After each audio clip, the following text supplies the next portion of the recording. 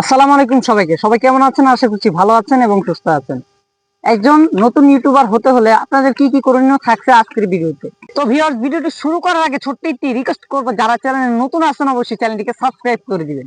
তো আজকে আপনাদেরকে দেখাবো যে আমি কি প্রসেসিং এর মাধ্যমে ভিডিও তৈরি করি এবং কি কি কি সামগ্রী আমার সাথে আছে। তো চলুন দেরি না করে শুরু করা যাক আজকের এই ভিডিওটি। ধরে দেখেন, সবার প্রথমে আমার এখানে হচ্ছে কি একটা স্ট্যান্ড। এই স্ট্যান্ড এখানে বসে মূলত আমি একটু আগে শুটটা নিয়েছি কচু পাতার উপরে বিছিয়ে, আর এখান থেকে মূলত ক্যামেরাটা ধরা হয়েছে।